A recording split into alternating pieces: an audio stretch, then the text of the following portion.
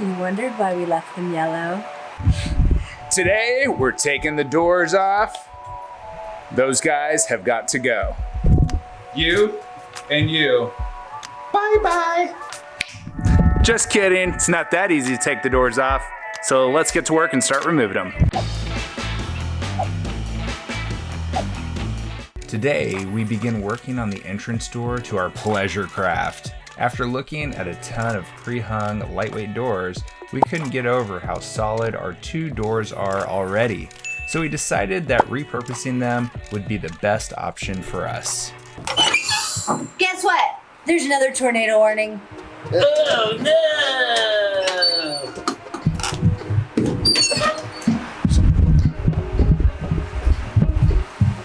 It's just raining. It's not too bad this time. There's the tree that fell last time. It's still down. Right there. Not bad. Not bad so far. Not We'll bad keep an so eye far. out. But this is how it started the last time. A lot of rain. Reverse. Yep, reverse. Look at that. Before these 2 kids can begin merging 2 doors into one, they've got to remove them first. As the rain really started to pour hard, I began removing the hinge shielding and old weather stripping. Not as graceful as when Brian does it, but I did it. Oh, it's really raining good now. Hey, wait a minute. You're missing something. What?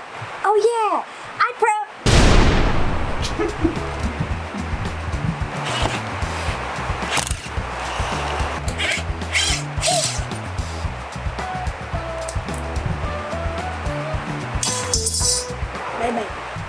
Okay, so now that we got the hinges exposed, we're not really sure if we're gonna reuse the hinges or what we're gonna do because we need to pull it down. I think that the hinges might be able to support the door, but basically what we're gonna do is figure out, are we able to refabricate what we already have here into a single door, or do we need to create a door from scratch for this particular application? So we're not really too sure what the jamb looks like, so we're gonna take it all apart and see what we have left. And we're probably gonna remove the air mechanism because we've been talking about wanting to keep it, but I'm sad to lose it, but doing the easier. latch and stuff like that, we would have to use like a mechanical or magnetic latch of some kind, and I don't know. We've already made a lot of projects hard on ourselves, so we're due for like one that's maybe a little more breezy. A quick win, if you will. Yeah. All right, let's take this door apart. A quick win is what these 2 were looking for. However, little did they know what direction their bus door design would soon take them. A wise person once said, "The more difficult the road, the sweeter the destination." Both doors were held on by 10 machine screws with locking keep nuts. Kept nuts. These nuts? Looks like this spot is welded on, so I'm gonna try to release this nut. I might have to go get a box end wrench though because we're limited on space, or maybe even a socket. It'll still catch, but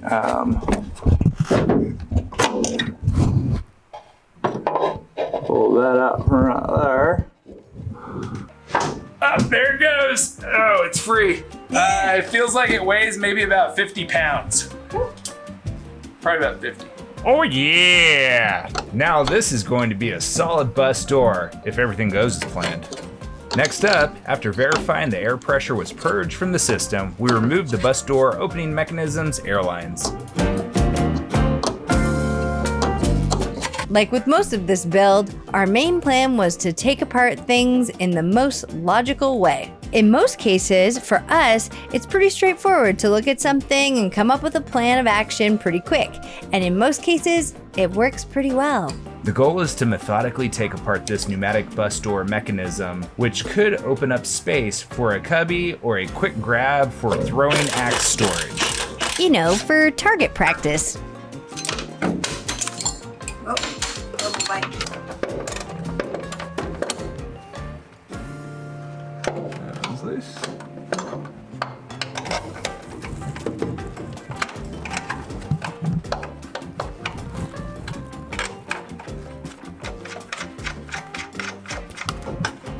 Ooh, that might be enough. Ah, there it goes. We might have space for a little cubby up here if we don't have that thing in place. Yeah. A good spot for flip-flops, Brian.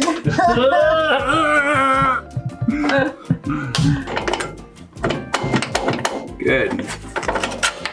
Bye-bye. One bolt. So now this should be able to lift off. Oh.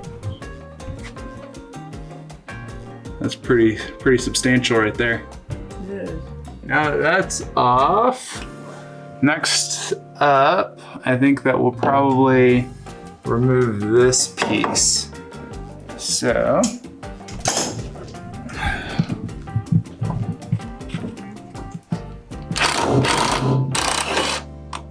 yeah.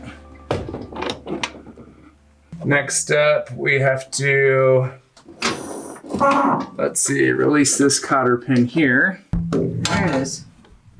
Am I in the way there? There's that dirty cotter. Dirty old cotter pin. You get it? Yeah, there it goes. Dirty old cotter pin out. Bye-bye. So now this guy will slide up.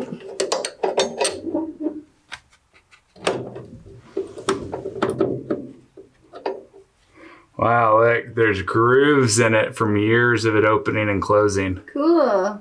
Like milled itself. So now this should be able to just slide out.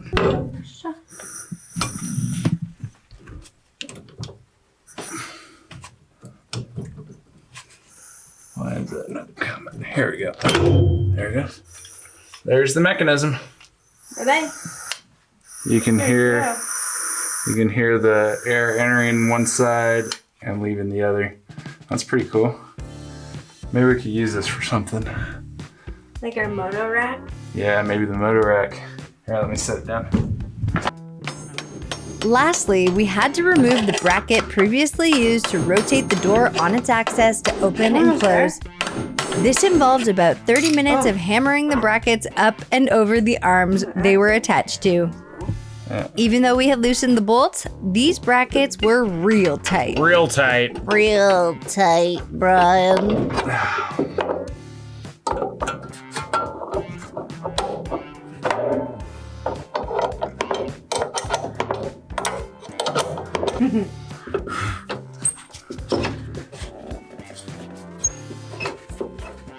Oh, the solid piece of steel right there. Whew. Hefty. You might be able to use that for something. Yeah, probably.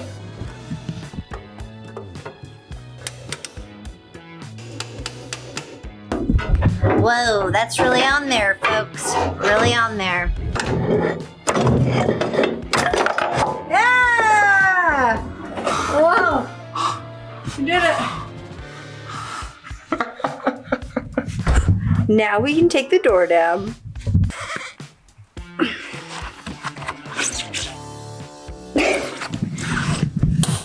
Got it. Power. Wow. I've got the power.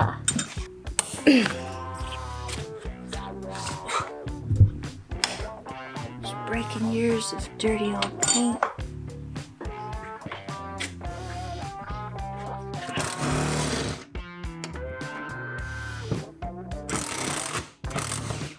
A little bit more.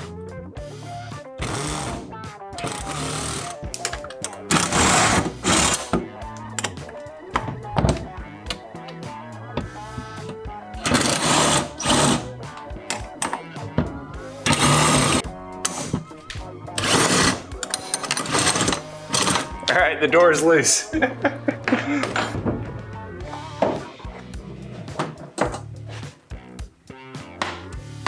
Yeah!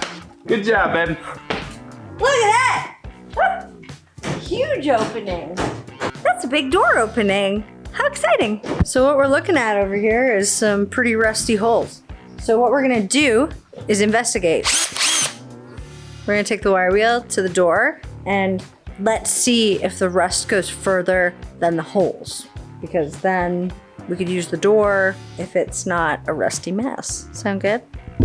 So I'm pulling out the old Jimmy-proof latch and lock here. because we're probably not gonna use it on this door. If you haven't seen that video, check it out. That was just rust dust from the screws. It was rust dust from the screws? Rust dust from the screws. That's all it was? The holes look perfect. The whole thing? Yeah. Holes are perfect. Rust dust. We're investigating. What's under that rubber? Well, considering we're only gonna be using a single open door instead of a double open door, we might be able to continue using this jamb here, but we have to remove this edge here that has this hinge on it. So we're gonna remove this weather stripping here and see if by chance it is a salvageable piece, because we'd like to reuse as much as we can, you know? Yeah, upcycle. It's pretty impressive to think that adhesive from 1997 would still be sticky. All right. Here's what a cross section of that looks like. So the frame here went into this groove, and the frame right here went into the groove like that. Okay, let's see if I can't get it better. Here we go. Like that. And then the door sealed on there. So might have to see if we can find some more of this. Okay. We will now hang a piece of sheet metal to protect the inside of the bus. Because we're not using the hinge on that side of the door, the left side when you're facing it from outside the bus. If you're inside the bus, it's the right side as you're facing outside the bus. But we gotta take that hinge side off, but we wanna keep the C channel that's there because we're gonna cap it and make more of a jamb with it, I guess. Proper door jamb. Yeah, proper-ish door jamb. This is racking our brains, this project. Yeah, there's three-dimensional movement going on with the door opening and closing. Yeah. And we want to use the old door, and thinking about the metal that we need to wrap the door edges to reinforce it so that it acts like one door, but also so it doesn't look like a turd. So Yeah, we don't want it to look like a turd. And also, there's an interesting dimension to this. The previous door was slightly tilted inwards at the top. So the top was kind of like pushed in. So they had like a natural flange, or what's that called? Flashing. So it kind of, we think, acted like a flashing because the doors like never fully closed, and the way the old school bus doors were, there's always a gap, like an air gap around the door, and then they just got like really big chunky weather stripping. So we're trying to decide whether we want to keep the door like tilted in a bit, and I think we do. yeah. I think we do. It makes sense to just like, if it's not broken, don't fix it. Kind of, except we like have to fix the door because the door is not secure, and when you're building your home in a bus, you want it to be secure. Yeah, and we want the door to seal around the perimeter. One thing, the problem that I see also with refabbing this door is that it's not insulated. So I don't know if that's gonna be a problem in cold areas. You tell us. I don't know, tell us in the comments, because we're gonna fabricate this door and try to reuse it. But if it comes down to it and we need to make a brand new one so we can insulate it, I don't know. But for this video, we're gonna fabricate the door and see how that goes. If we need to redo it, we'll redo it. We'll see what happens. Yeah. Let us know what you think in the comments. We'd love to know. Yeah, okay, bye. We screwed the metal sheet to the bus frame to prevent sparks and metal shavings from entering the bus as we cut the hinge edge off with the angle grinder.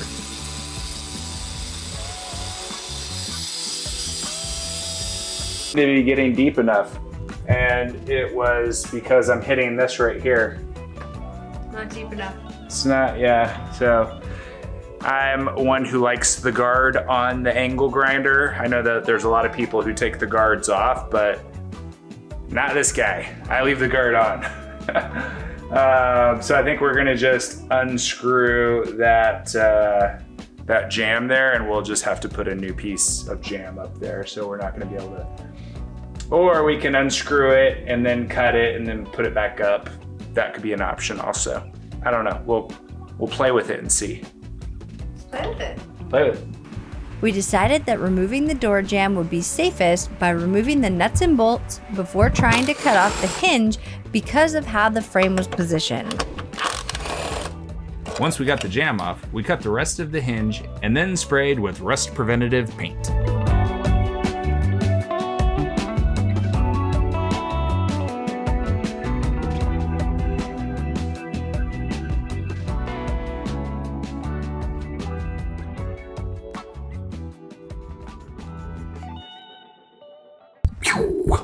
Okay, we're in the driver and passenger seat. Turned around backwards because, hey, we can. And Yeah. we like it. We do. It's pretty cool. So now that the door has been removed, or should I say doors, because there was two of them. There were two of them. It will become one. It will become, oh, that's profound.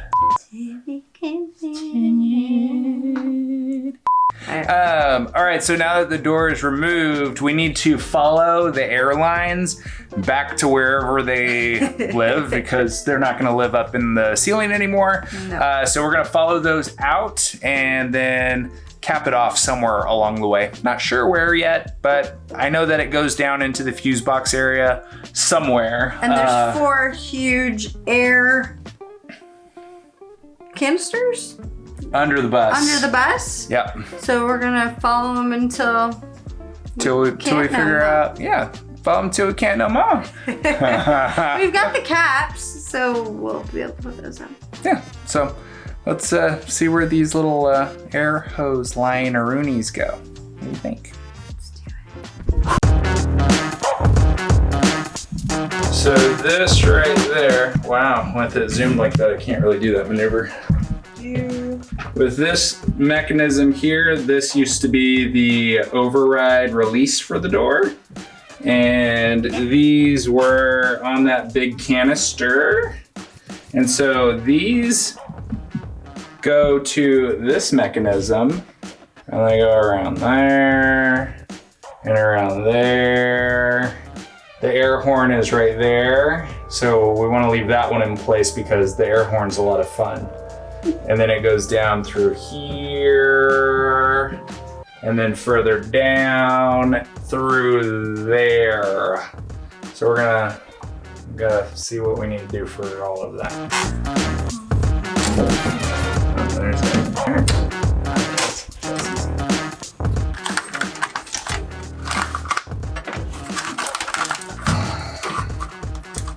Probably those two. Yeah, it's those two there. And there's these two here. Salud, baby.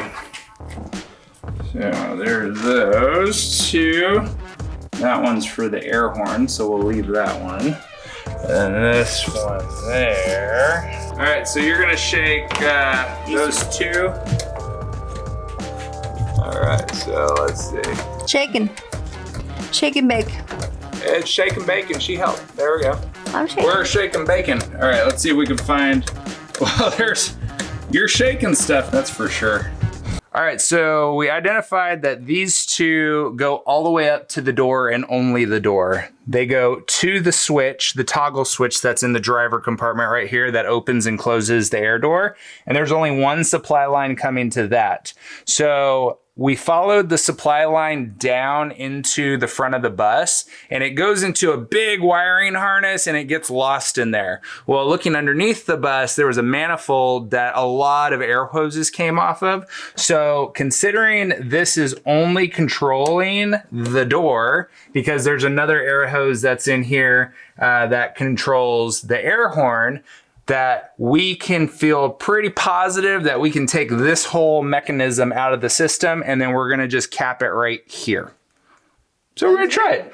So what I've deduced here is that this is in line. So I think this is an air pressure switch. One of these, the green one goes to a ground on the panel. And then this white one here controls flash red only.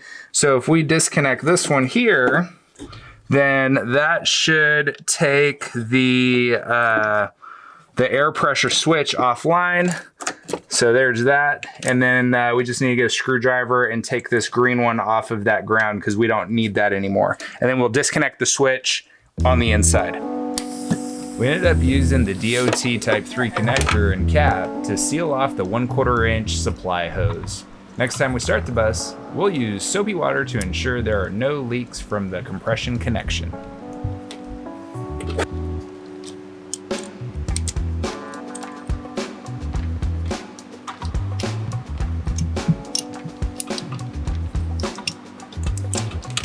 So now that's kept off.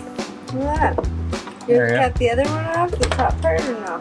No, because we're gonna take all of that out of the system completely.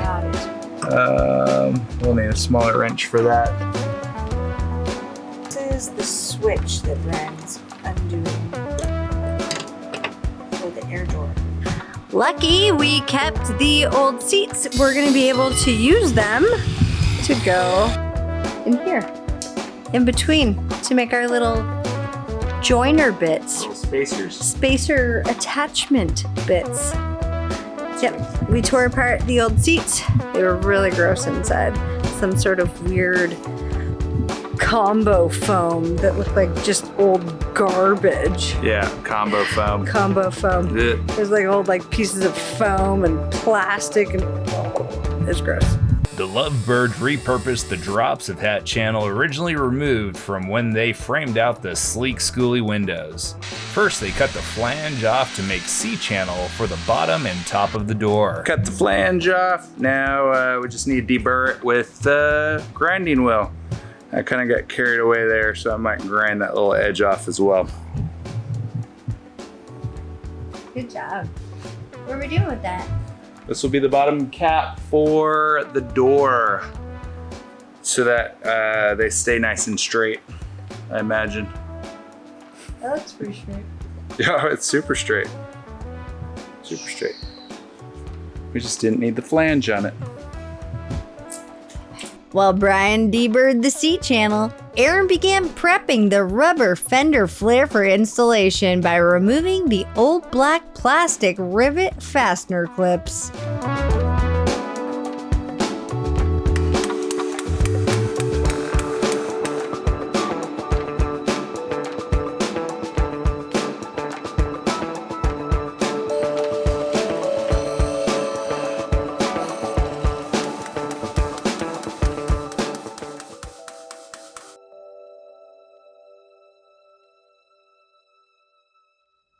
Well, that was a good nap. Now we're gonna start cutting more pieces to start fabbing the top edge of the door along with all the little pieces in the middle. So Brian is going to cut the piece of hat channel to the width or depth, I guess, of the top of the door. So we'll have like a little hat or a little piece of metal that holds the top of the door together, just the same as we have for the bottom. We're lucky that we kept all this stuff from the original belongings of the bus. Don't throw anything out until you're done. And even at that, don't throw it out. Scrap metal costs money. So you can take it to a scrap yard and you can get a little chunk of change for it. And then other stuff you could sell online or donate or whatever. It's not really garbage. Sometimes your garbage is someone else's treasure. So make sure you upcycle as much as you can, because I mean, that's the whole point of this thing. When you're converting a bus, that's kind of the whole point of it, that you keep the bus out of the landfill and as much of the stuff that you can out of it.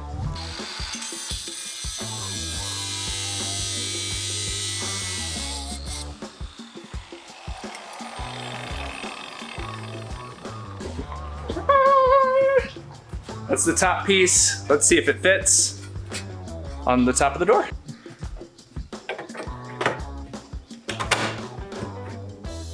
Like a glove, as if it was meant to be. There we go. So now we need to cut this piece off here so that we can put this up and see if it fits.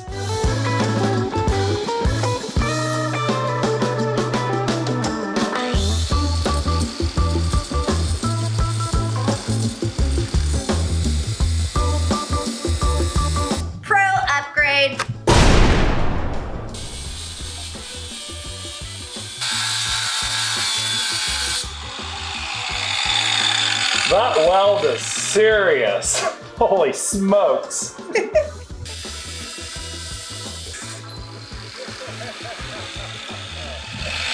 Oh my gosh, finally. Whew, that's heavy. That was part of the piece holding the top of this door on. Whew, and it's hot. Right, cool this off. The grinding wheel to it, because this is super sharp. And then we'll clean up this edge real quick with the grinding wheel on it. Good job, that's great. Oh yeah. And what's cool is looking at this, like on the other edge, it looks like there's a little surface rust, but I think that if we grind the other edge and then just put a little fresh weld on it and then paint it, that it'll be fine because there's no rust coming down into it. It's not corrosive or anything like that. So I'm excited about that. It went really well.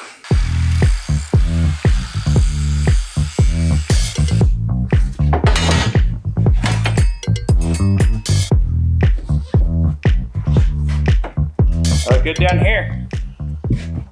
Nice. This is gonna stop it at the door jamb. Yep. Door jamb stopper. So now this can be cleaned with mineral spirits and then sprayed. I'd be good at that job. You wanna do that? Okay, now I'm gonna clean this thing with some mineral spirits. But first, I need some Glove Pro!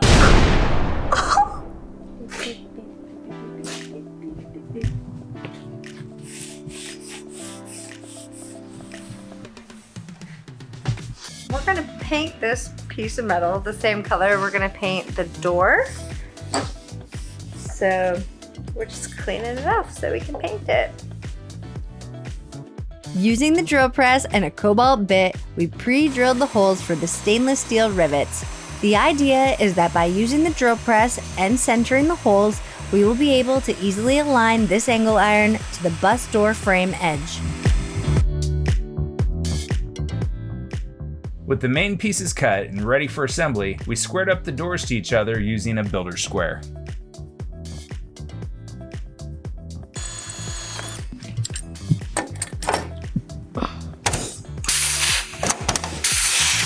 Nice. There it is. That was easy. Brian's making sure it didn't shift after the first rivet.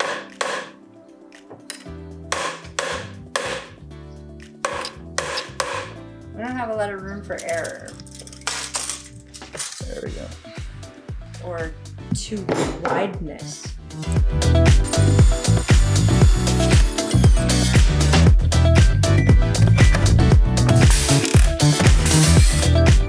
So we're setting up to dry fit this beauty.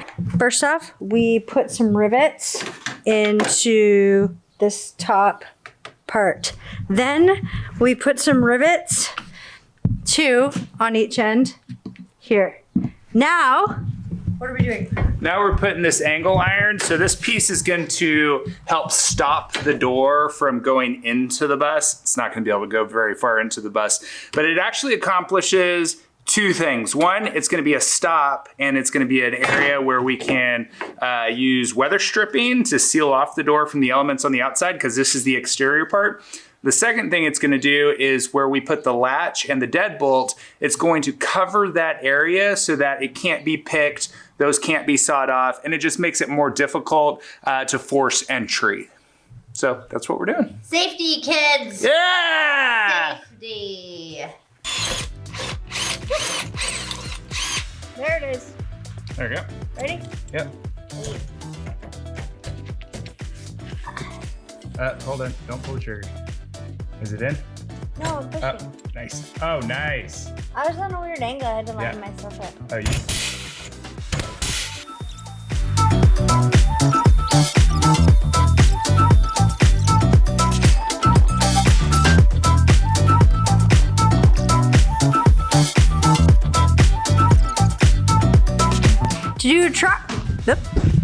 I'm gonna get this later. To do a proper dry fit, we need to reinstall this other thing that used to be up there so it'll hold the post in when we put the door up. What do you think, Brian? I think you're right, Erin. Ew, we probably vacuum all that.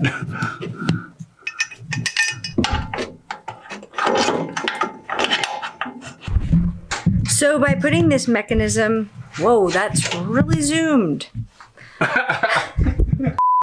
So by putting this mechanism in, we'll be able to properly swing the door and do a real test. So we know whether the angle is right and the door fits into the space properly without rubbing. So it's pretty exciting that we're at this point because this has been really mathy.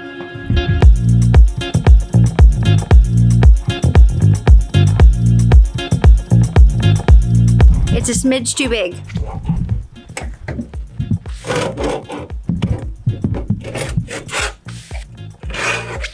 Brian's just taking the knife and making a little line to show how big it is.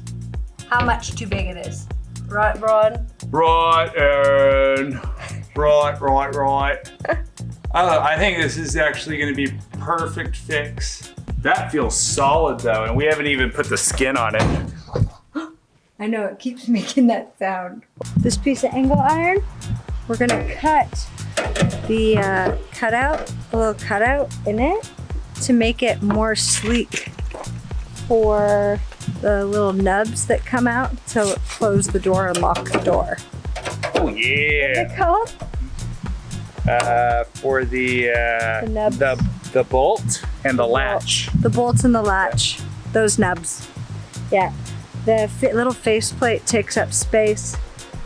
So if we cut this little chunk of metal out, then we can put those little plates up against the original door. Yeah.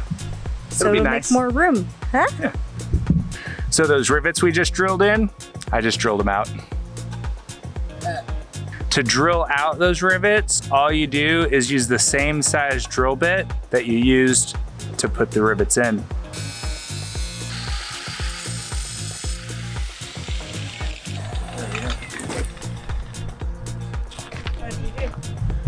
I did good so far. So I cut down to where the bend starts happening. Now what I'm gonna do is I'm gonna flush cut along this surface here out so that it essentially ends up being flat bar right there. So should work pretty good.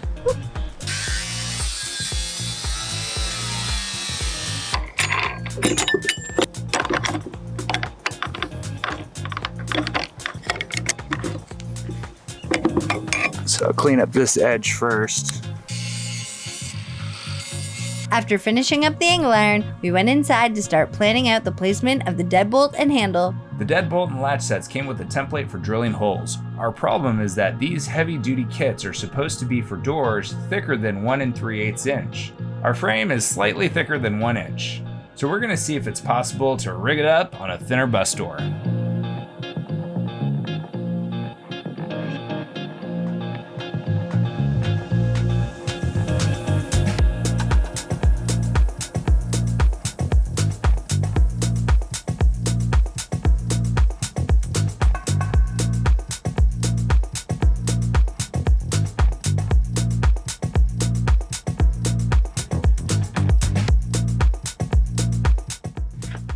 So what we know is that we have a 2-inch diameter hole going in, and we actually need 2 1/16 2 1/8. or 2 1/8 inches for our hole.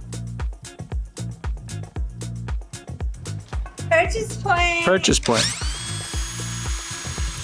Drilling at the center of the holes for the deadbolt and latch, we then used the step bit to slowly drill the hole size up to 1 inch. So the problem here is not just this opening hole, it's the fact that this is a square tube. So we have to go through like 1 inch diameter through 2 tubes. Two tubes. 2 tubes. 2 tubes. 2 tubes. Shit. Let me show, babe. Yep. Look, I'm gonna show. Look at that. 2 tubes. First tubes ago. It goes through those. Even this guy. Actually, it would go this way. Goes through that. But now we've got to get it through the next one. So we got to keep reaming out the inside one. But the problem is that this step bit keeps getting bigger, and I can't go bigger on this first hole. Done with the first hole. So we got to use a smaller bit and freaking ream it out like this until it can pass through. Yay. Whoa. It worked? Well, that one's good. Oh, look, that was the tip of our drill bit. It just fell out. You say claro to me, but you keep doing the same thing again and again. Claro. Claro. Ha!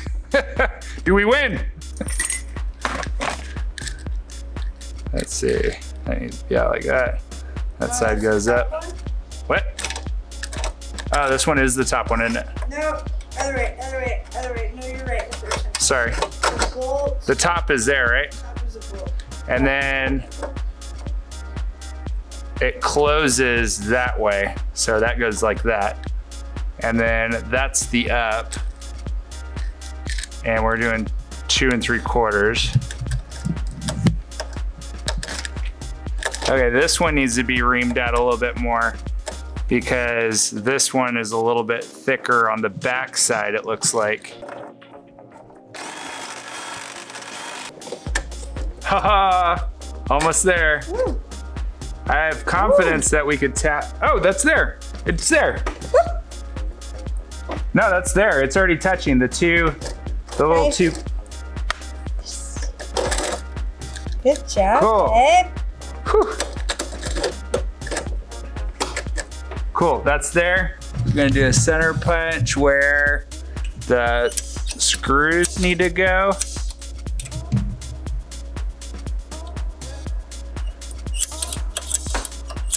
Cause we'll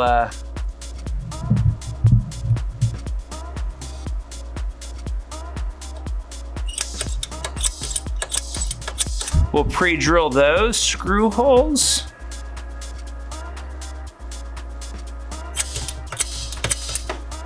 There we go. So now you could see those 2 screw holes there.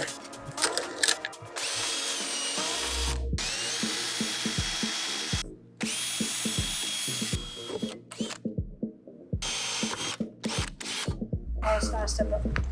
Yeah, we're stepping up all right. It's a circle.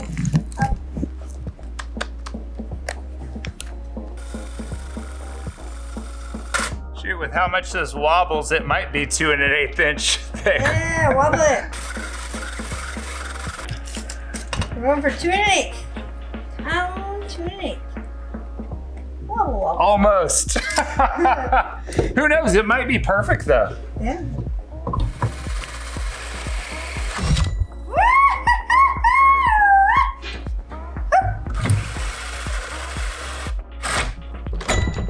Your battery. Batteries.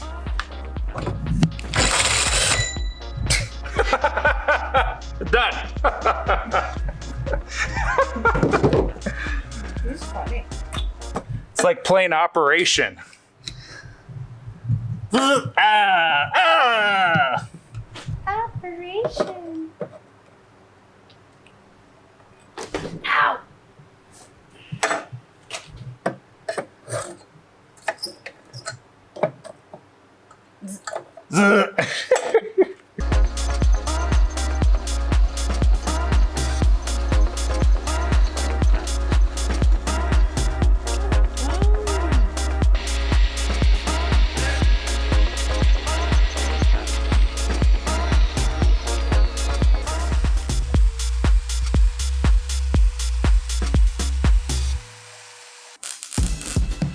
Now that we have the bus door size adjusted for the opening, it's time to commit by welding it together. As I weld up the door, Erin works on installing the rubber fender flare with some snazzy hex head self-tapping screws.